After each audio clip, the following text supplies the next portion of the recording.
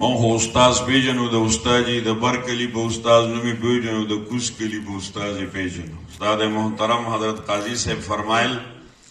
وی زه 400 ته لاړم نو علامه شمس الحق افغاني صاحب هغه وخت کې حیات نو ما یو کاکا نه تپوسو کو چې د علامه شمس الحق افغاني کور چرته دی.